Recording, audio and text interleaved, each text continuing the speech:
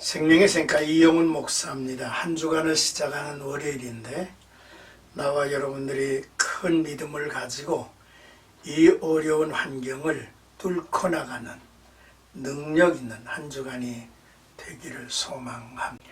오늘 하나님께서 우리에게 주신 말씀은 에스겔서 41장 1절에서 4절까지 성소와 지성소 환상이라는 주제가 되겠습니다. 본장은 40장부터 시작되는 에스겔의 마지막 환상 중에 핵심 부분이라고 말할 수 있습니다. 다시 돌아오실 하나님의 영광이 거할 성소와 지성소에 대한 묘사이기 때문이죠.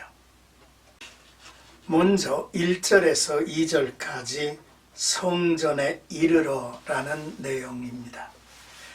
성전의 뜰과 부속 건물들을 안내받은 에스겔이 드디어 성전 앞에까지 도착했습니다. 제사장, 견습생으로 있던 에스겔이 포로로 끌려온 지 25년째 회복이 될 성전의 환상을 본 것입니다. 모든 것을 되돌리는 희년을 맞을 절반의 시간이 지났죠.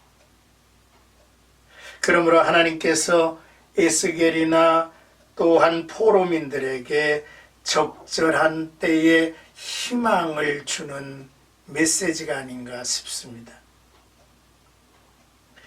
이는 이스라엘 역사에 있어서 제2의 출애굽을 내다보게 하는 계시이기도 하지요. 성소의 현관에서 성소로 들어가는 통로의 너비는 5.2m로 비교적 넓습니다. 이 통로를 지나 도착한 성소의 길이가 약 20.8m이고 너비가 10.4m인 직사각형이었습니다. 솔로몬 성전과 크기에 그리고 또 그 모양의 비슷함을 보게 되죠. 에스겔과 함께 돌아본 성전의 크기나 너비, 높이를 정확하게 측량하여 알게 하시는 것이 참 이채롭습니다. 아마도 다음과 같은 의미가 있지 않나 여겨지죠. 그 의미 첫 번째는 새 언약 아래 지을 미래의 성전은 하나님이 설계하시고 하나님이 건축자이시라는 사실을 분명하게 하는 내용이기도 합니다. 둘째, 정확한 수치를 보여주시는 것은 성전 건물의 완벽한 설계와 완벽한 건물이 될 것이라는 믿음을 보여주고 있죠. 다시 세워질 성전은 무너지지 말아야 할 견고한 성전이 되어야 하기 때문입니다.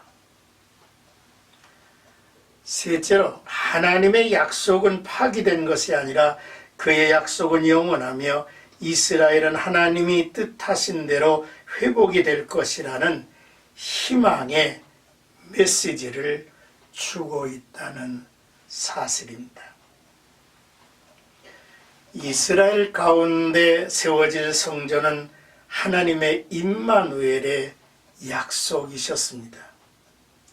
그래서 하나님이 우리와 함께 하신다는 증거가 바로 성막이요 성전이었습니다. 그래서 모세에 의해서 주신 성막을 고주막, 증거막, 회막이라고 불리기도 했죠.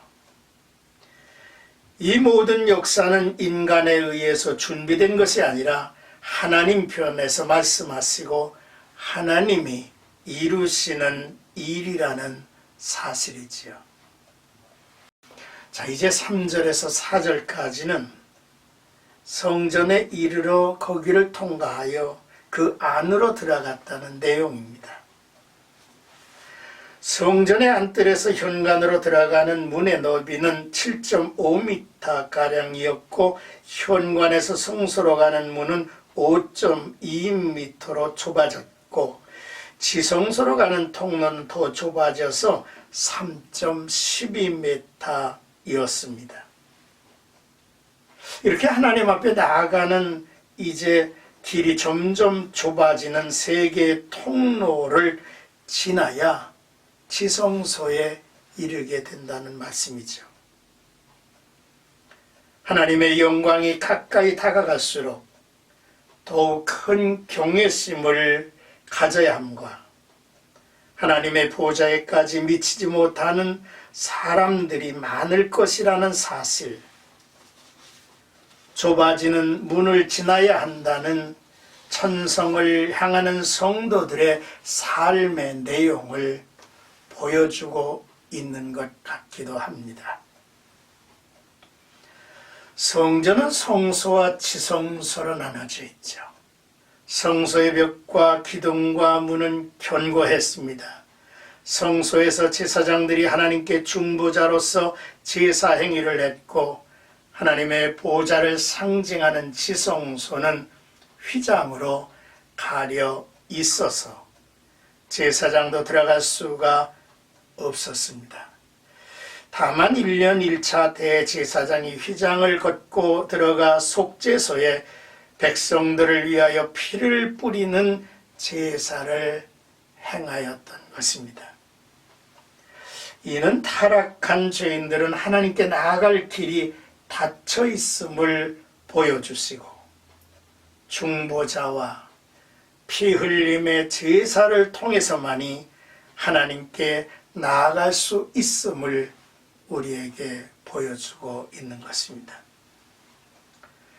전체적으로 에스겔이 본 성전의 환상과 솔로몬의 성전이 좀 다른 것을 우리들이 확인합니다. 이는 회복되는 이스라엘이 가질 다른 내용의 영적 하나님과의 이제 관계가 포함되어 있지 않나 싶습니다. 하나님께서 에스겔에게 새로이 보여주시는 성전 환상은 예수 그리스도의 몸을 통해 세워질 영적인 새 언약의 성전을 예고하기 때문이지요. 우리가 분명하게 정리를 해야 합니다. 성전을 거주막, 증거막, 회막이라는 명칭으로 불려진 것 같이 성전, 구약의 성전은 하나님이 그 백성 가운데 강림하셔서 머무신다고 하는, 함께 하신다고 하는 의미를 지니고 있습니다. 그러므로 구약의 성막은 예표이었습니다. 때가 참에 하나님이 그의 아들 예수 그리스도를 이 세상에 보내셨습니다. 하나님 스스로가 세상을 방문하신 거죠. 하나님의 아들 임마누엘 예수께서 오신 것입니다.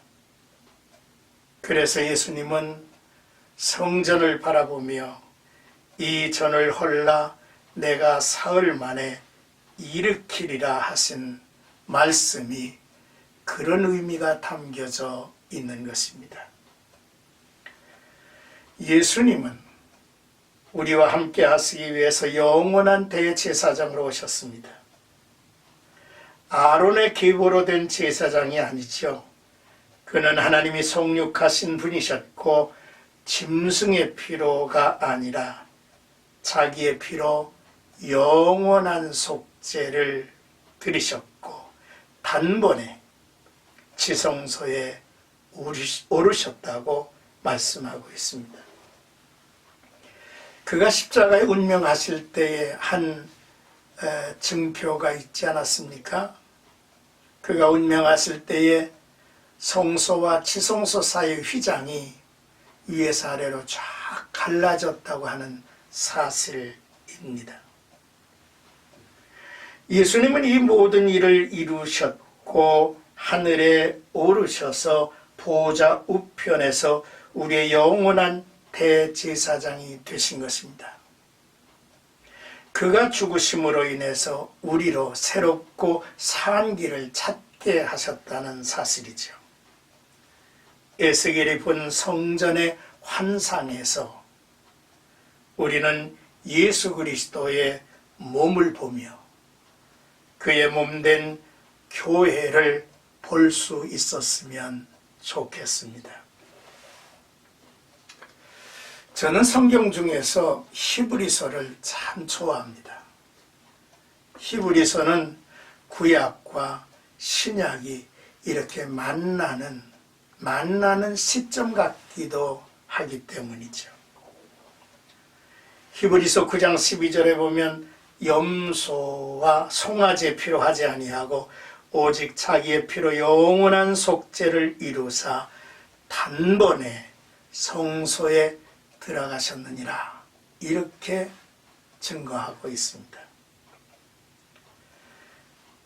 히브리서 10장 19절 20절을 보면 그러므로 형제들아 우리가 예수의 피를 힘입어 성소에 들어갈 담력을 얻었나니 그 길은 우리를 위하여 휘장 가운데 열어놓으신 새로운 산 길이요 휘장은 곧 그의 육체니라 했습니다. 12장 2절에 보면 믿음의 주여 또 온전케 하시는 이인 예수를 바라보자.